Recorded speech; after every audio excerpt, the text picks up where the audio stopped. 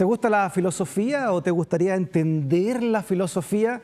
Te quiero presentar un libro que te va a encantar. Se llama De Sócrates, ahí lo estamos viendo, una guía sencilla para entender la filosofía de Sócrates a Netflix. Es el título completo de Claudia Luis y de Camilo Pino, quienes están con nosotros para que nos expliquen este libro que sale llamado un podcast que tienen y una página en Instagram con bastantes seguidores. ¿Cómo están, muchachos? Bienvenidos a esta conversación. Hola, Freddy, muchas gracias por tenernos aquí. Mi nombre es Claudia y gracias por tenernos. Oye, Claudia, ¿cómo nace este proyecto? Tiene más de 400.000 seguidores ya. Sí, en Instagram y en Spotify también salimos recurrentemente a fin de año como uno de los más escuchados también en educación. Nació hace 5 años ya. Con Camilo nos habíamos conocido hace poco en la universidad y le surgió primero la idea de realizar un podcast porque siempre tuvo inquietudes de sociabilizar la filosofía. Porque muchas veces ocurre, no sé si están familiarizados, pero se generan congresos académicos y por lo menos en filosofía llegan 5 personas y eso se ve como un éxito total. Por lo que uno podría decir que el objetivo en realidad no se cumple tanto. Y comenzamos con el podcast de la página para hacerlo de manera entretenida, dinámica, conversar temas que a nosotros nos interesen y que quizás le podría haber interesado a alguien más también. ¿Y cómo ha sido este cruce entre la filosofía, ¿no?, que suele verse como algo tan lejano, y la cultura pop? Las películas, los memes, en fin, ¿no?, lo que ustedes hacen. Yo creo que hay un cambio generacional súper importante en esto, porque la filosofía probablemente hace 30, 40 años atrás, que era cuando nuestros profesores estaban estudiándolo, era un poquito snob. De hecho, probablemente la universidad en sí era un lugar un poquito snob de ciertas personas que pueden llegar.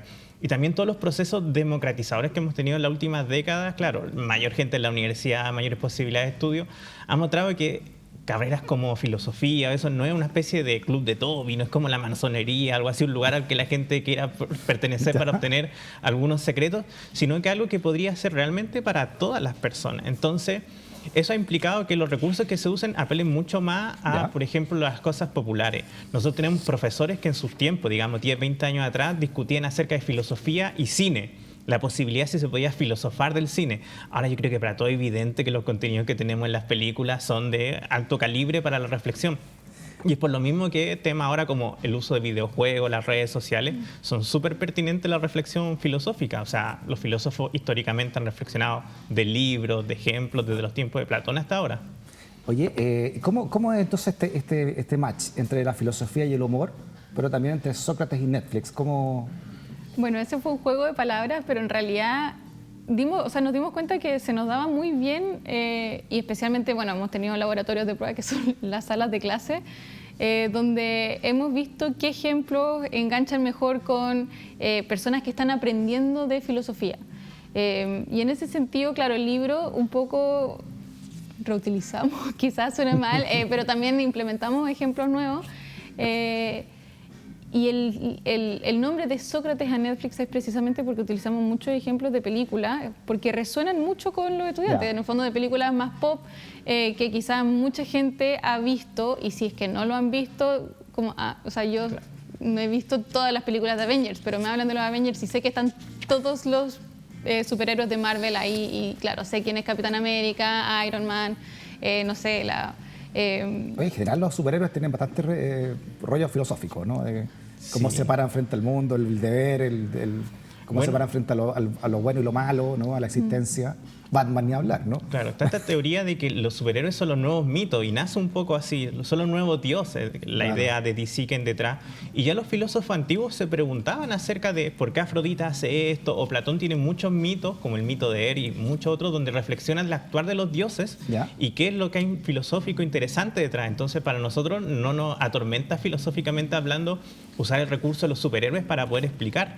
Estoy pensando, por ejemplo, Platón cuando introduce su reflexión acerca de la ética, lo hace a través de un pastor que se encuentra un anillo que lo hace invisible. Entonces, ¿qué haríamos nosotros si tuviéramos un anillo que nos hiciera invisible? Y eso mismo uno les puede preguntar a los alumnos. Pero si uno se lo piensa, Harry Potter tiene una capa que le da invisibilidad. Entonces, el recurso de Harry Potter es totalmente factible para introducir una reflexión filosófica. Es platónico. La ansiedad del anillo de poder hacerse invisible lo consume un poco y él no es capaz de soltar el anillo sino que se le cae por esta pelea con Gollum. Estamos reflexionando justo acá mismo, pero justamente esta idea que dice Lord Acton, que es un filósofo político, que dice cada frase, el poder corrompe, ¿sí o no? Y el poder absoluto corrompe absolutamente. Y justamente esta idea de tener una capa de invisibilidad de un niño, o un poder político, incluso podríamos decirlo en la sociedad, claro, corrompe a las personas, pero por otra parte hay otros filósofos que dicen que no, que justamente no es el poder que corrompe, el poder deja relucir lo que nosotros llevamos dentro. Y justamente en El Señor del Anillo, y para que vayamos comuniendo todo lo popular y la filosofía, perfecto, los hobbits son sumamente humildes, son de un corazón muy puro, entonces son capaces de portar el poder. Y uno podría hacer una reflexión política, entonces en una sociedad, ¿a quién le corresponde también el poder? ¿Quién es tan puro de corazón como un hobbit? O como dice Lord Acton, el poder político nos va a corromper eventualmente a todos nosotros. Sí, está interesante, ¿eh? Y a mayor poder, mayor responsabilidad también, ¿no? Y yo creo que eso se evidencia también, y volviendo un poco a lo pop, que me acordaba, el anonimato de Internet, ¿no? O sea, como la invisibilidad del anillo o de que no me pillen y actuar bien o actuar mal cuando estoy invisibilizado, yo creo que se da mucho en el anonimato de Internet, cuando muy frecuentemente vemos personas que, claro, tras un banner de anónimo o como o un nombre cualquiera que no es su identidad personal, se atreve a decir más cosas que son exacto, más hirientes de repente, o el ciberbullying, que también está muy fuerte hoy en día. Claro. Y de repente hay personas que siguen actuando como actúan en su vida personal, vida real. Interesante el match que ustedes hacen. Sí. Con Spider-Man también, tener un match con el Hombre Araña, ¿no? Veámoslo con las imágenes, ¿no? Y cómo lo traen ustedes a la filosofía, el rollo, ¿no? Y la pugna interior de Spider-Man. Efectivamente, a nosotros Spider-Man nos parece un personaje muy complejo y muy entretenido y también muy accesible. O sea, todos conocemos a Spider-Man. Sigo diciendo, si nosotros introducimos una clase de filosofía, vamos a gastar media hora, una hora introduciendo personajes o textos que nadie ha leído. Pero uno es Spider-Man y ya no necesita decir nada, pasamos al tiro a la reflexión filosófica.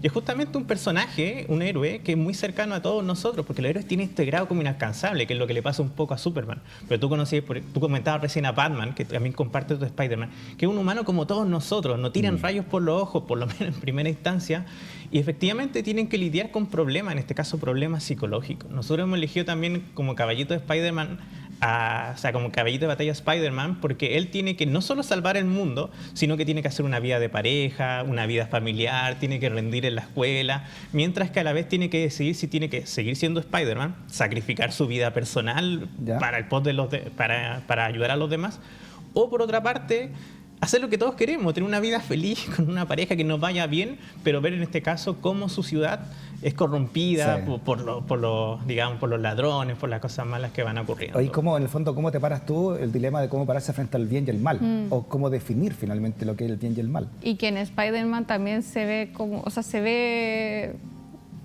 muy ilustrativamente cuando él, claro, está su familia que está endeudada, ¿ya? Y él que puede hacer dinero fácil y en vez de ir a salvar al mundo va a obtener dinero peleando. Claro, las peleas ilegales que se ven, claro. ¿Y a qué filósofo ahí acuden para explicar esto? En el caso puntual de Spider-Man, por ejemplo, o en dilemas como el que está explicando Claudia. Perdón. Adelante. Bueno, hay en temas justamente un problema ético. Lo que quería decir justamente es que la ética es un campo de batalla entre distintas teorías. Entonces, si alguien se acerca a nosotros y dice, oye, necesito estos 10 pasos para actuar bien. Lamentablemente, desde Aristóteles hasta la actualidad no existe una receta, sino que hay una discusión constante de qué es aquello que nosotros entendemos como bien. Entonces, Spider-Man justamente está en ese punto súper tenso en que hay varias nociones de lo que es el bien. ¿Será el bien cumplir con nuestro deber ciudadano o será el bien el placer que podemos obtener de nuestros poderes? Nosotros quizá no tenemos el poder de ser Spider-Man, pero uno puede tener una inteligencia superior que use para los negocios, uno puede ser más guapo, uno puede ser talentoso en un aspecto. ¿Qué nos prohíbe, qué nos quita que usemos esas cualidades que tenemos nosotros para nuestro placer personal? El sentido de la vida finalmente queda abierto. Claro. A lo que dictamine cada persona en su mundo ético, ¿no? En parte sí, pero también yo creo que lo importante o lo que nos gusta también con este ejemplo es importa el bien común y hacer resonar, y si es que la respuesta es sí, por ejemplo, entonces claro, cabe sentido de hablar de la ética, porque precisamente la ética es una respuesta que se ha dado a lo largo de todos los siglos, y por eso Ya. la filosofía es muy vigente, porque las preguntas vuelven a hacerse en contra del relativismo. Es decir, que sí hay cosas que podemos decir que son buenas y que son malas. Ahora, también hay un bienestar, por supuesto, personal, un bienestar común. O correcta, incorrecta. O correcto, incorrecto, y también es importante... Foucault, ¿no? Claro, y también es importante ver cómo se concilian esas dos perspectivas. Perfecto. Sigamos con las películas, está interesante esta es de Marvel, Civil War. ¿Por qué la traen ustedes a colación esta película? Bueno, y justamente entramos a la filosofía política un poco más dura y con un tema muy particular, porque muchos otros elementos del libro son más generales, son más introductorios, pero acá tomamos un tema súper interesante, que es esta tensión que existe entre la seguridad y la libertad.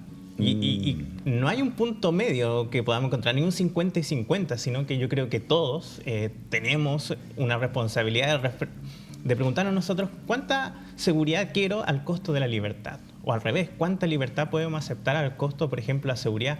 Yo creo que un buen ejemplo fue el caso de la pandemia en Estados Unidos, que mostró cómo distintos países articulaban el tema de la cuarentena. Acá en Chile fuimos mucho más restrictivos, es decir, sacrificamos una gran importante libertad por, en este caso, seguridad, pero por ejemplo veíamos en Estados Unidos y cada uno hacía lo que quería hacer, ya verá usted, si se muere, se contagia, problema usted. Entonces muestran dos nociones diferentes de cómo se articula este tema y recuerdo, por ejemplo, por poner un caso acá en Chile, cuando que me parece que en la Municipalidad de Barnechea se querían poner estos drones con cámaras de vigilancia. Sí.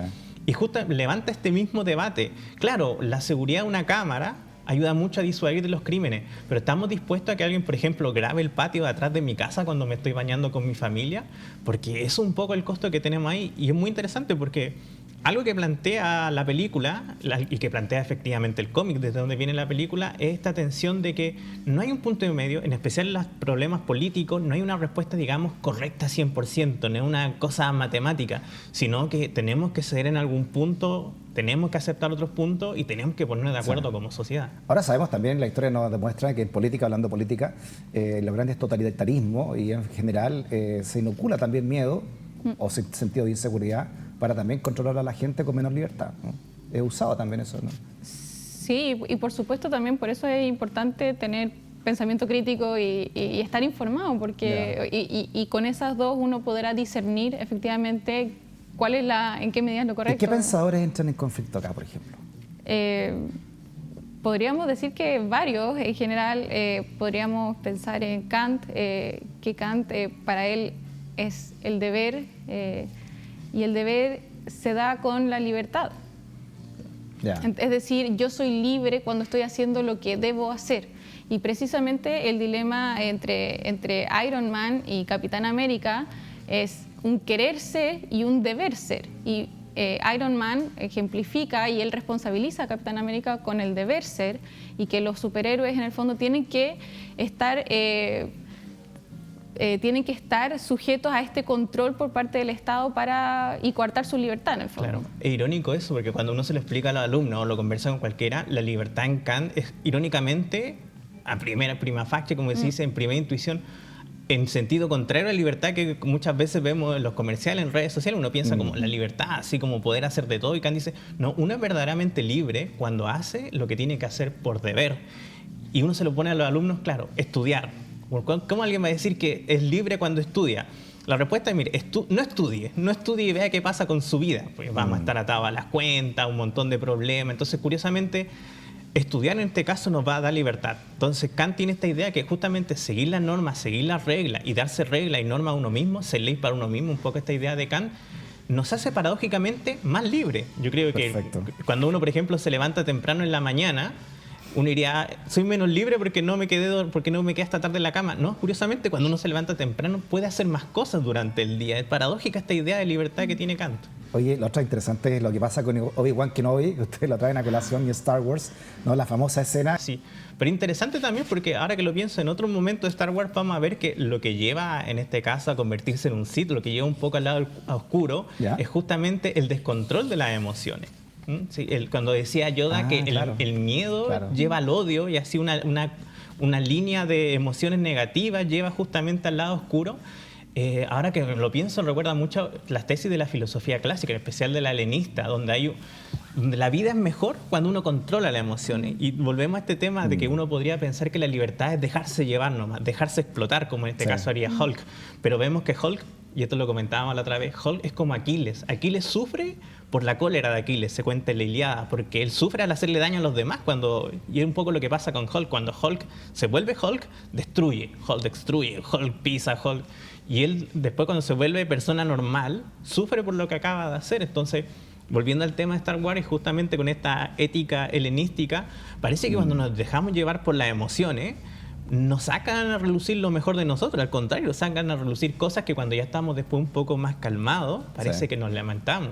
Ulises, por ejemplo, cuando quiere escuchar a las sirenas, les pide a los demás que la agarren al mástil, porque dice, va a llegar un momento en que yo no voy a ser quien soy ahora. Me voy a descontrolar y voy a ir con las consecuencias que ya sabemos, ¿no? Oye, pero por eso es tan interesante cuando está peleando el hijo con el padre. Vamos a contarle el final de Star Wars. Claro, pues si no la han visto. Al menos de las originales. Claro. Y es el emperador el que le está diciendo, déjate llevar por tu... únete al lado oscuro porque te dejas llevar por tu impulso, por tu rabia. Ataca a tu padre, en el fondo, ¿no?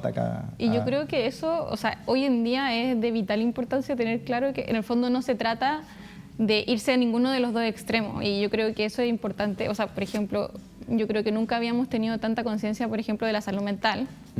Y que la salud mental habla mucho también de poder procesar tus emociones, darle su merecida relevancia en el problema que te está aquejando.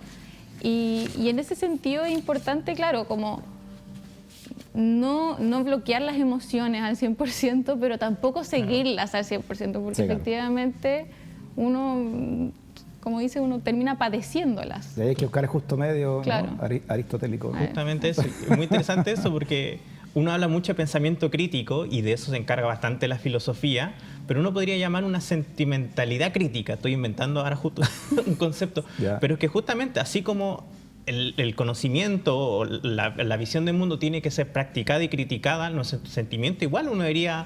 Yo he visto gente explotando en la calle, yo he visto gente tratando mal a otras personas y digo, qué terrible es ser eso.